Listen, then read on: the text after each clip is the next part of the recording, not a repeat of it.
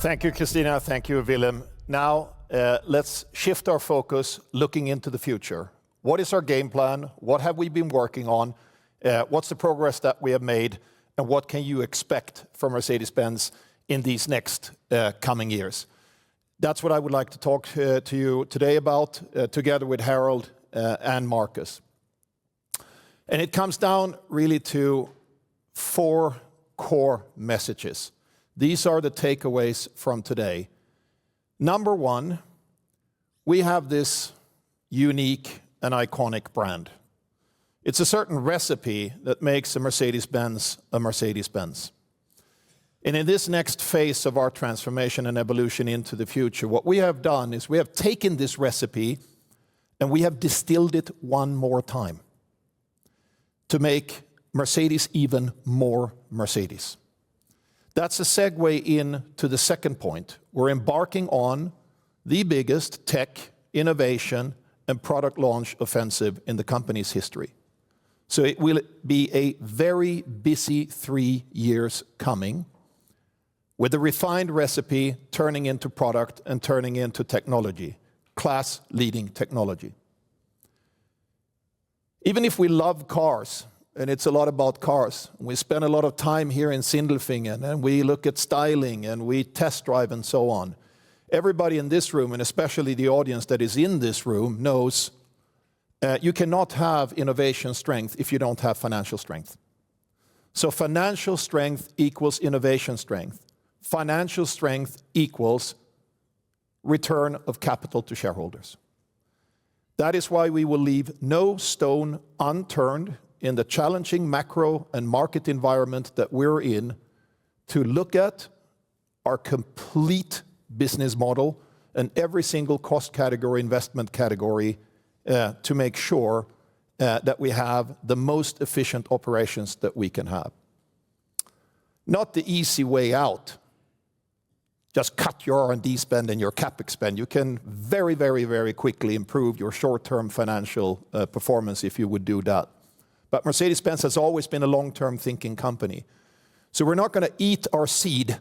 We're going to use our seed to create future exciting products and returns to our investors. But at the same time, we will double down on efficiency. That is the third message I want you to take with you today. And last but not least, this is a Capital Markets Day. We're talking to our investors. Many of our investors are here. We want to make sure that you have a good return on investment. Harold showed us the numbers from 2024, a healthy dividend, also a good share buyback program. We want to continue our capital allocation policy to be investor friendly. I could almost stop the day there and say, that's it. Let's now go out on the test track and drive some cars. And I know for those of you who are in the room, you're ready for that and you will get to that. But let's double click and go in a little bit more deep. But those are the 4 messages. Let's start with the recipe. If you work at Mercedes-Benz or you have been associated with Mercedes-Benz for a longer period of time, that recipe is like in your genes. If you work in R&D, you know what a Mercedes is. But sometimes it is important to stand back and look at what are the ingredients and how do you need to maybe refine those ingredients so you either meet or exceed the expectations of your customers. It's about them. What did they get? What do they buy when they buy the 3-pointed star? And how are we going to make that experience even better and that technological substance even deeper? Yes.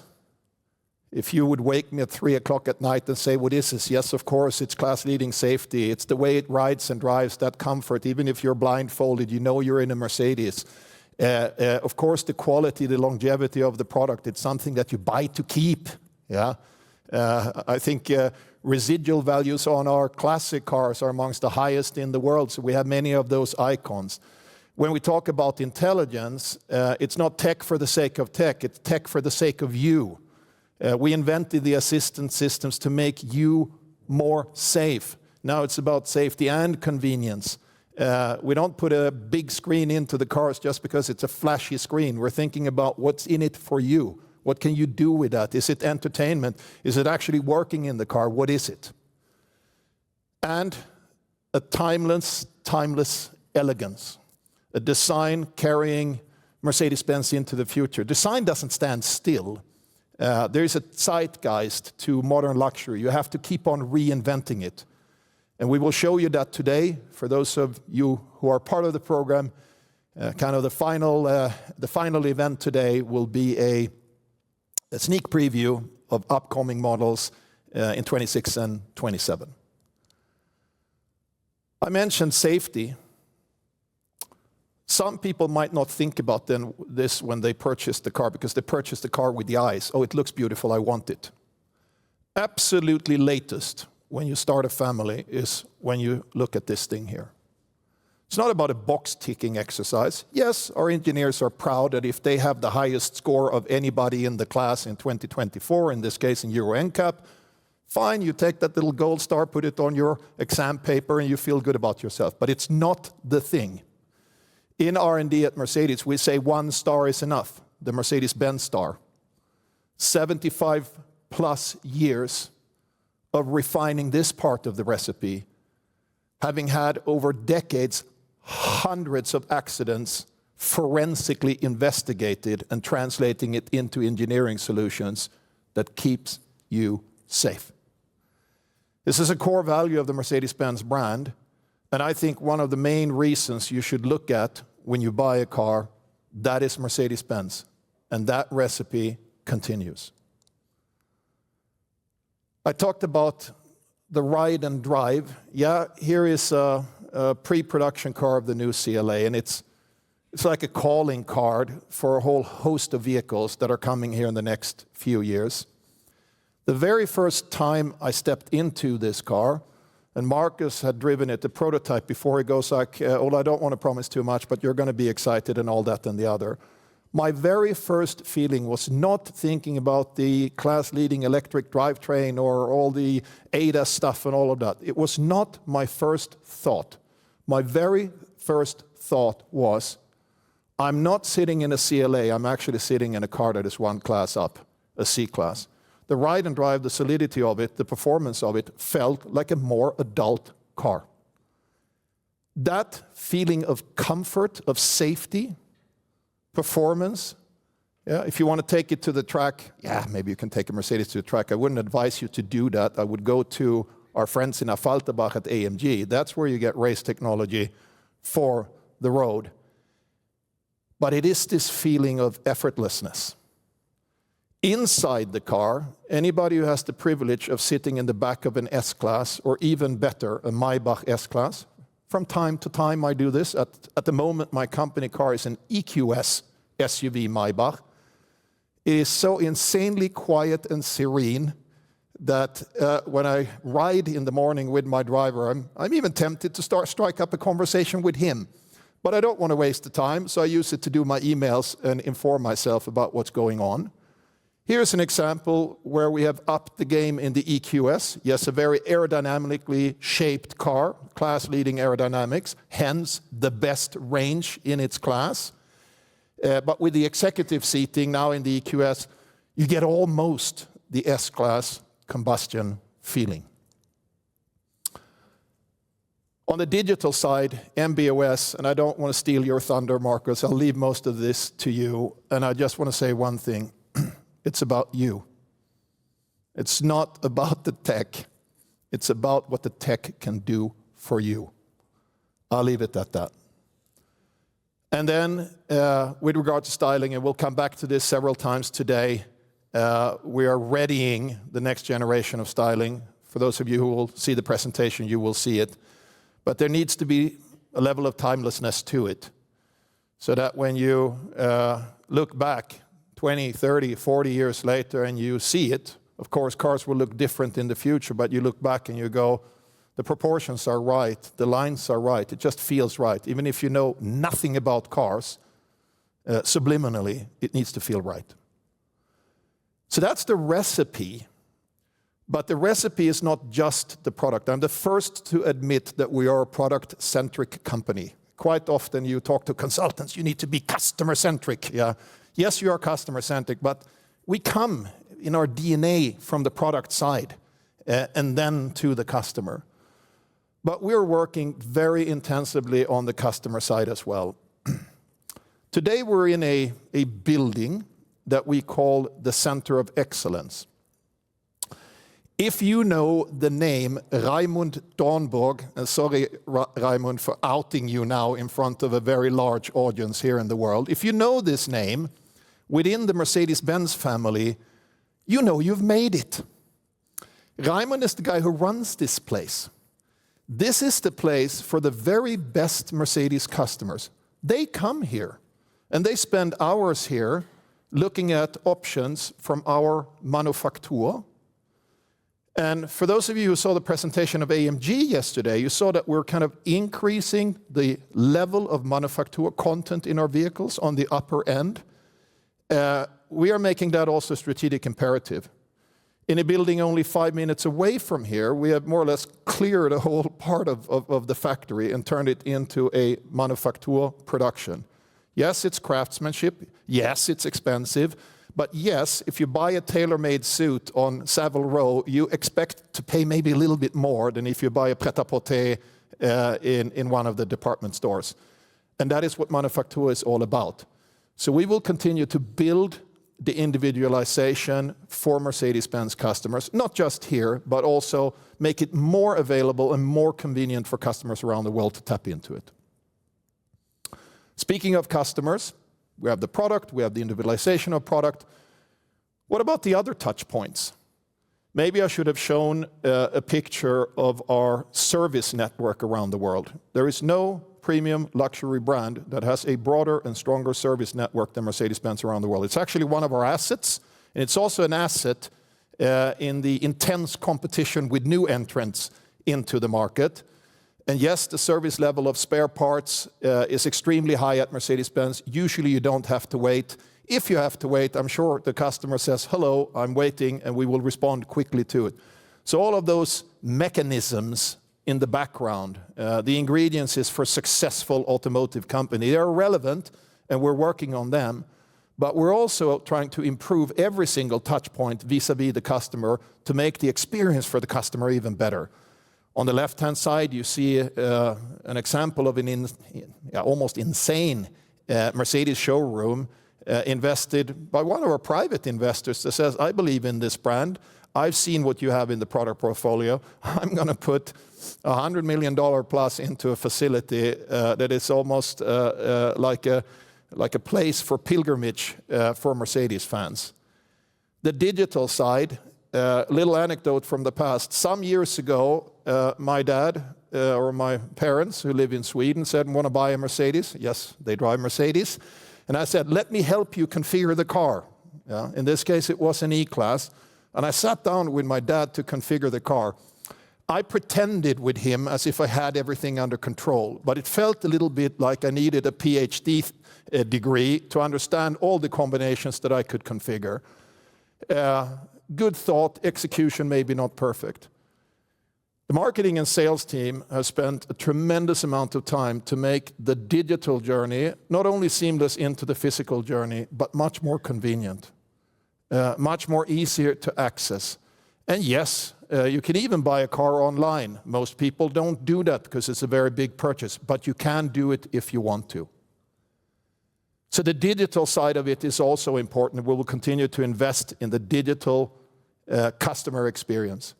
Last but not least on this slide, if you see this artifact, it's even better than knowing Raimund Dornborg.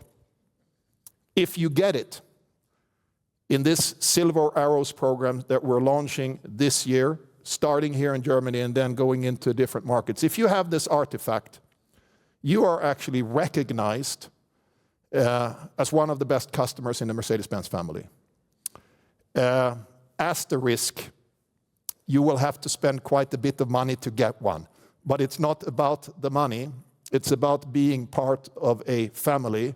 So on the very top end of our portfolio, we want to create a unique family for those customers and offer them experiences above and beyond the normal stuff.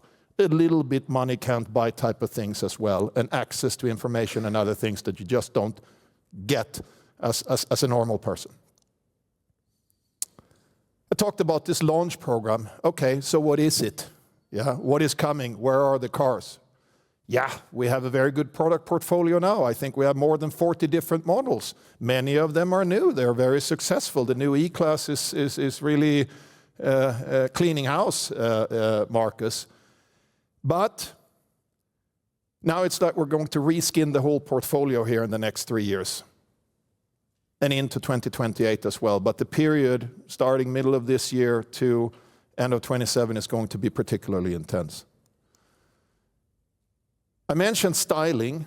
And styling is, as I said, kind of a zeitgeist thing. Modern luxury doesn't stand still. You reinvent luxury all the time. If you go into an old apartment in Paris, a beautiful old apartment that was built 100 years ago, it's beautiful.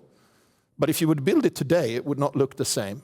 You have to evolve this and you have to look into the future.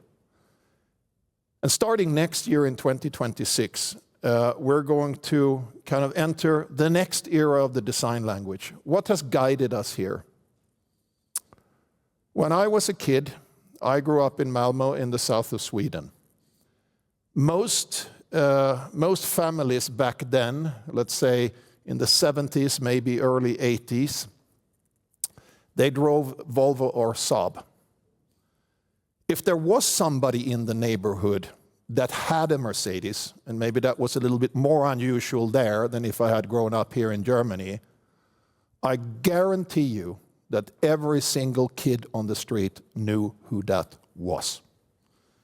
And the symbol of it, I pulled out a grill from the past with this honeycomb pattern. It's like even if you see it in your indirect sight, you go, that's a Mercedes. I talked about distilling the recipe. The styling is also part of the recipe. The technical functionality, the packaging, how you sit, and all those other things, of course, no compromises there, but it's part of the recipe.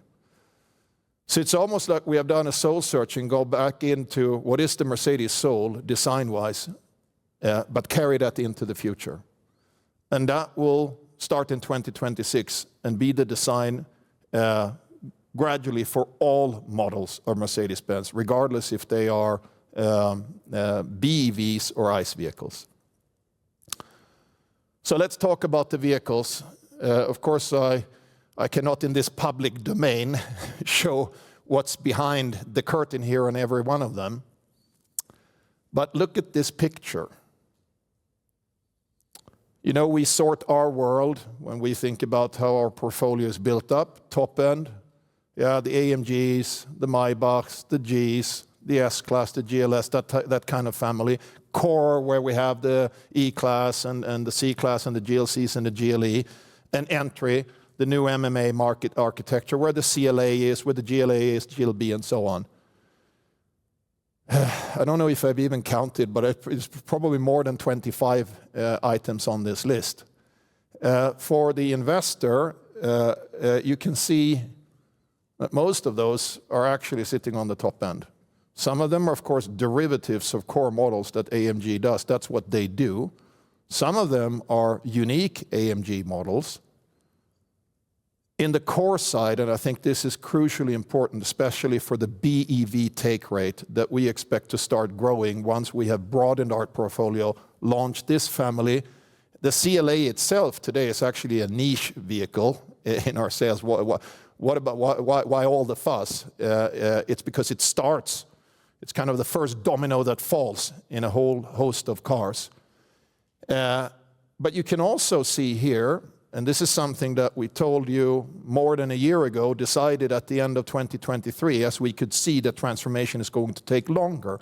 It's going to be more heterogeneous. We had already made the decision to make sure that we have the ICE portfolio updated for the latest emissions and all the other refinements that we're doing to that. So you see quite a balanced picture here between BEV and ICE. Great news for the customer. All of the above, everything is available well into the 30s from Mercedes-Benz. A challenge for the financial controller, for the engineer. How do you create the modular strategy so you can actually afford this? I will let Marcus and Harold do the heavy lifting on explaining how that's possible, but I think we have also made that recipe work for us for the next few years. Okay, the CLA. the first kind of showing of this car was 2 years ago, or a little less than 2 years ago, at the International Auto Show in Munich. We made some promises. You know, you show a vision car, it's going to have good range and class-leading efficiency, and you're going to charge almost as fast as you can fuel. It will have built-in supercomputers. Every single Mercedes from this point forward is going to have supercomputers. It's going to have all the sensor sets. So you have the maximum, let's say, compute and hardware genes already in this car and every other car for any ADAS level that your software people are able to dream up. I mean, it's the whole package. Are we going to keep the promise that we made in Munich 2 years ago? Answer is yes, and then some. Now, the world premiere of this car is about 4 weeks from now at another event. So I'm going to stop there, otherwise we don't have to have that event.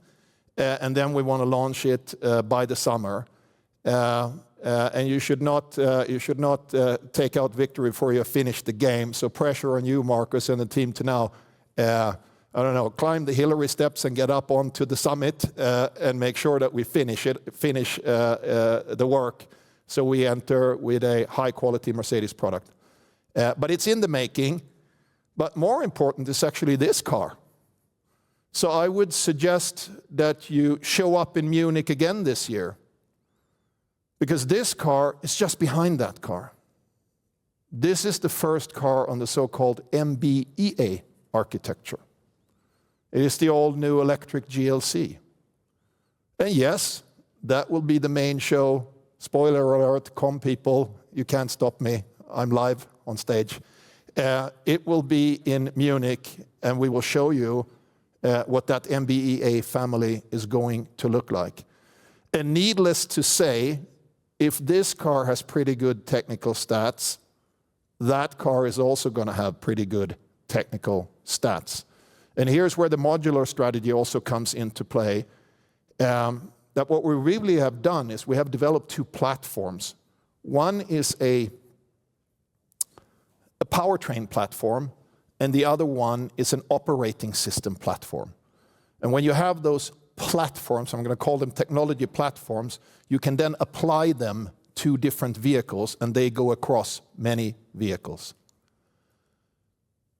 Also next year, another important car, GLE or car family, GLE, GLS, super popular, quite margin strong. Maybe you will say something about that, Harold. That gets a complete remake next year as well, including an even longer wheelbase version for the Chinese market.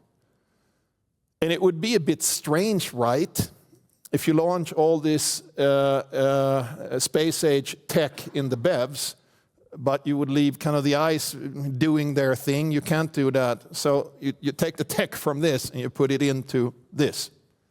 So we will proliferate the tech in terms of ADAS, in terms of infotainment and all those different things that are relevant to the customers, from BEV to ICE. The S-Class. The S-Class. The pinnacle of automotive engineering, our flagship car, gets a facelift next year. A normal facelift is you update the tech a bit, you do something to the optics, ready to go. This facelift is different, spending-wise, and of course, we don't have targets to spend more money, but spending-wise, we're spending considerably more on the facelift of the next S-Class than we would normally do. Because it would be a little bit odd, right, if your calling card entry product into the portfolio in some domains technologically would be hierarchically above the S-Class. That's not how it works at Mercedes. So the S-Class gets the full Monty, and will also get this tech, and also get quite the comprehensive design update along the lines of the very successful new E-Class that we launched only a year ago, to create some kind of a coherence within that family. Speaking about the E-Class, we have an E-Class, we have an EQE. They're both good, they're different.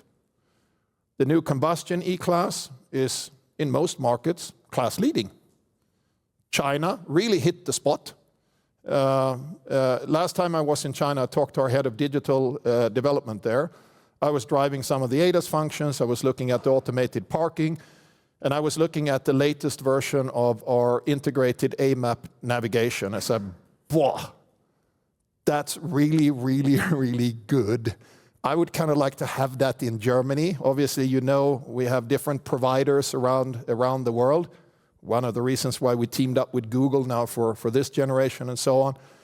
And he said, yeah, he's getting kind of calls from some of the Chinese attackers that are now looking at the navigation system in the new E-Class and going, what the hell have those guys done? So I think we also need to blow a hole a little bit in the myth that you have to be a startup company to understand what digital experience is about. No, you don't. You can also be an incumbent.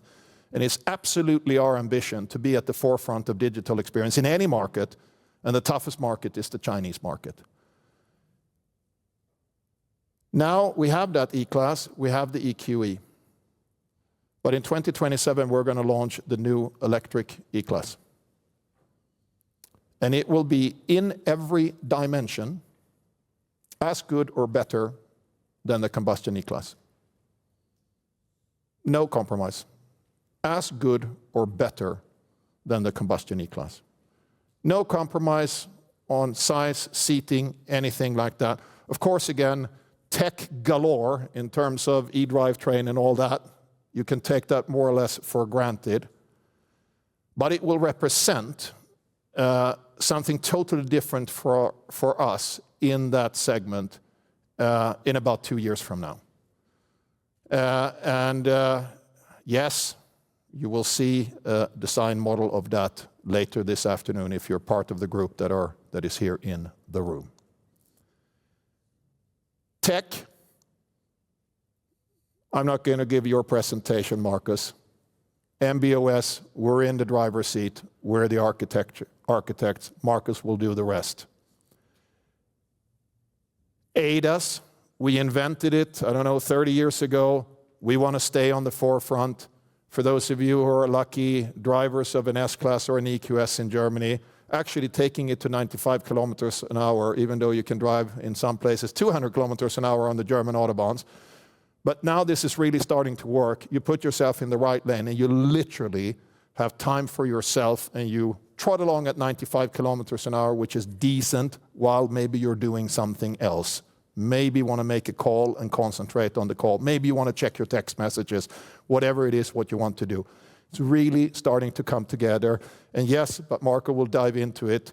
We will launch this car in China with level 2++. And yes, we were the first company, again, that got a level 4 approval testing in China. Sustainability and decarbonization. Even though the political landscape is shifting and changing, the road to decarbonization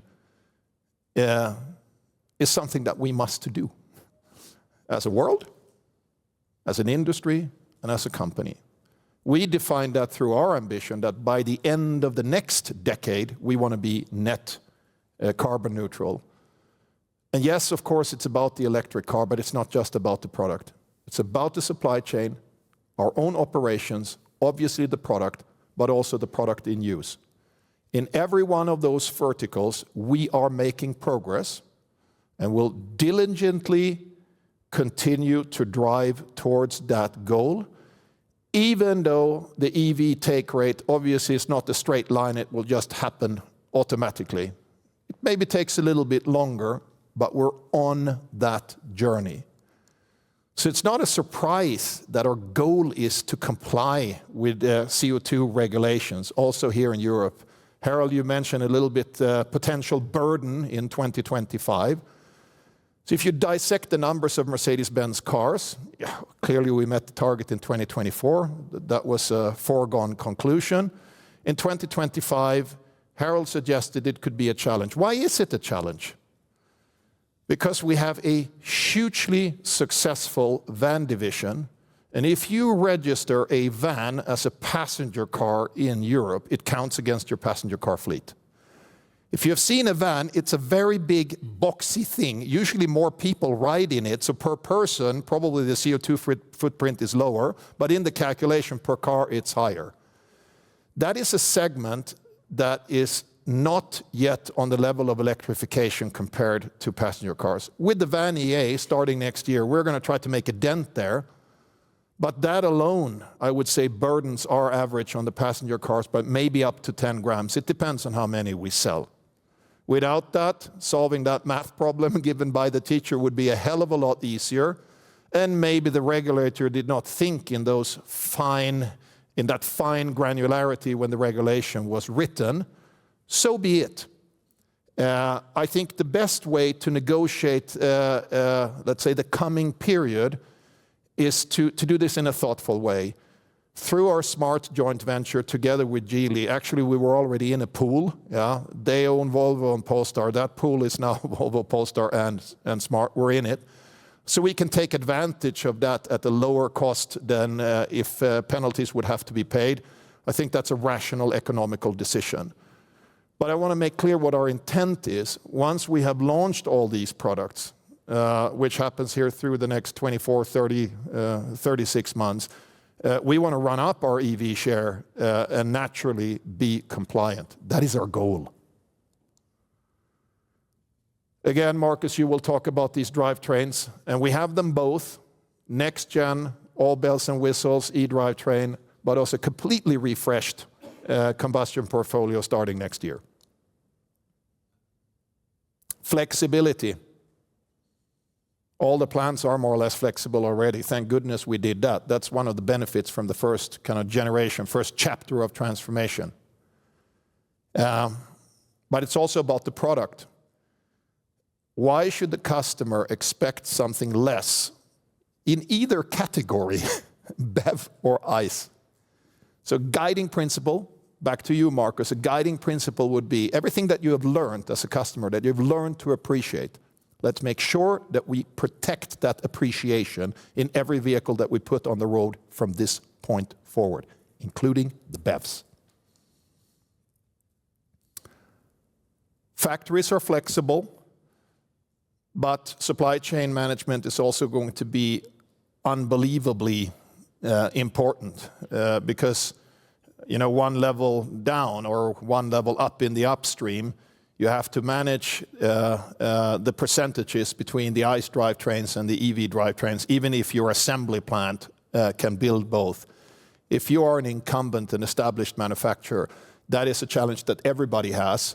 I think we have laid the groundwork for this. We're pretty good at it. But I also want to send a message here. I said before that on the van side, we made an adjustment yesterday to our production network through selling the Argentinian plant. Better fixed cost utilization of that plant going forward. If we need to take steps to adjust the suit to fit the body, we'll take steps to make the suit fit the body. Harold, I think you will talk about that as well. And next level performance, it's kind of your chapter, Harold, so I'll try to go quickly through this. Just want to say a few things. Sometimes I read what is written and you go like, have they actually understood what's going on? Let me say something about direct sales, and I will use it with one example. A few weeks ago, I visited the most significant market in Europe, Sweden, Denmark. It was a joke, but I was in my home country, and it is an important market for us. We're market leaders in Sweden and Denmark, by the way, in the segment. And I was actually there to renew my passport, but I said, if I'm there anyway, let's meet the team and see what's going on. And on the day, there was a dealer board meeting. So I met with the dealer board to discuss with them. Sweden, as some of you know, was actually the very first market that we turned toward direct sales back in 2018. The first little baby steps, we didn't really know. You have seen the PowerPoint slide. Does it really work? And I'm the first to admit that even though I had left marketing and sales at the time, Britta, who took over from me, when she tried to convince some of those Swedish dealers to jump into direct sales, and it's not in the nature of an entrepreneur to kind of give up some entrepreneurial freedom, the first response was not positive. And she called me and said, Ola, you need to go to Sweden and talk sense into these guys. So I went to Sweden, tried to talk sense into them, And I threw 10 arguments at them why we should do it. They threw 5 arguments at me why we should not do it. And it ended with one of those, maybe that's on vogue now, negotiation strategies where I said, whether you like it or not, we're going to do this. And we did. Some of these dealers I know personally for many, many years. And I sat there in front of them. Of course, if I come, they're not going to be impolite. But even Swedes that are usually nice people, between Swedes we can talk hard talk as well. Every single one of those dealers in the room said, you were right, we were wrong. This was a good step. Why? Sell the product, don't sell the price. That's the number one thing. Number 2, their risk profile changes. And if you do this right as an agent, dealer, you have a different risk-adjusted business model. But I don't need to explain to a bunch of investors, analysts, that risk-adjusted return on capital is the whole name of the game, right? And they have ended up in a healthy situation. Customer satisfaction has gone up. In a recent study last year where you measure pretty much every single KPI, Mercedes scored the highest. Allocation of product is done in a more efficient way because you centrally control your market stock. Maybe easier in a smaller, geographically big but smaller market like Mercedes-Benz. So it's coming together. You got to have IT systems that work. It's not easy to do it. And in the beginning, you struggle. And you cannot have 2 models going at the same time in a market. Forget that. You don't drive on the right-hand side of the road and the left-hand side of the road at the same time. It's just not going to work. So should you embark on this endeavor, you got to go all in. So in the markets where this is possible, mainly Europe and overseas, we're going all in and we're going to continue doing it. China. Could spend the whole day on China. How do we win in China? The most intense market in the world, with 100+ companies vying for the new energy vehicle market. Subdued consumer sentiment and not the same dynamism in the economy that we had up until COVID. Here, it's about the fundamentals. Make cars that the Chinese customers want. Make sure that your tech is on the highest level of what they expect. Make sure that the packaging is right. Make sure that the Mercedes-ness is right, so you differentiate yourself from the 100 new ones that are also, many of them, pretty good, but look kind of the same. And then the other thing you have to do is you have to lower your cost structure. So we must, over these next few years, localize even more in China, do more in China for China, use China more as an R&D base, tap into the talent pool there, tap into the innovation pool there. And all of you know, they are strong. It's a formidable competitive landscape. You got to be, China has to be a home away from home. Not something where you have a magic bullet where you can just say, do this and everything solves itself. This is going to be a very hard competition going forward. Make no mistake. But we're gearing up for it. We're not like retreating and going, oh, what's going on here? We're gearing up for it, and we're going to fight for our position in China. Don't do crazy things like start a fire sale to just protect some sales volume in some segment. That we won't do.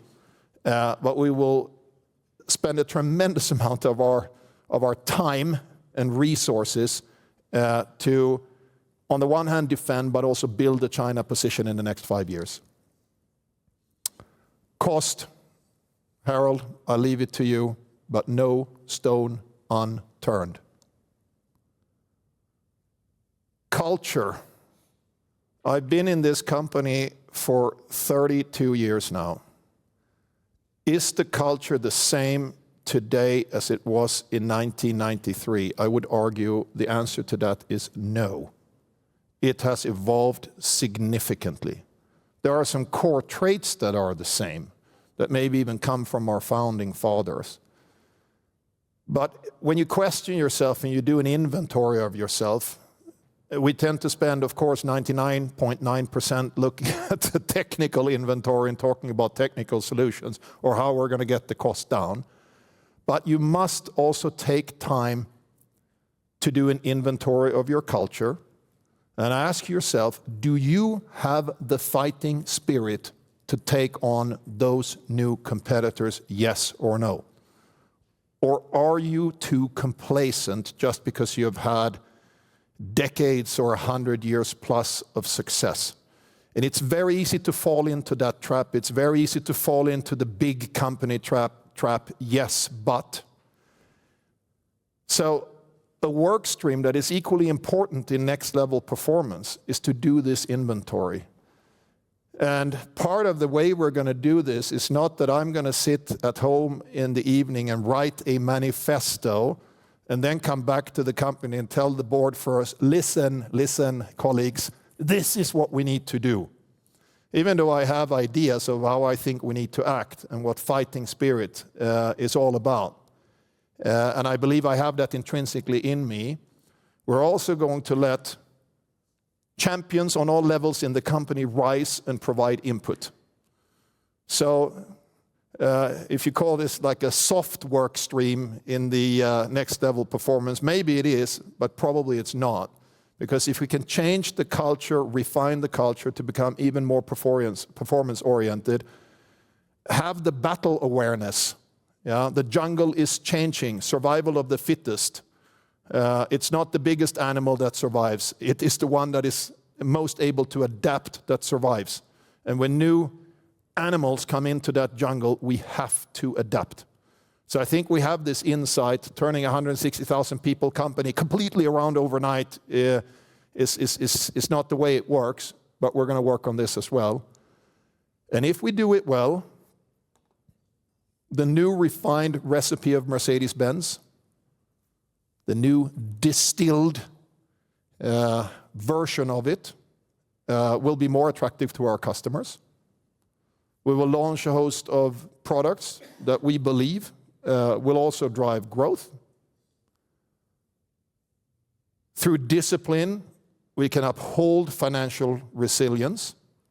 Much of that financial resilience goes back into the technology, clearly, but also a healthy piece of it goes to our investors.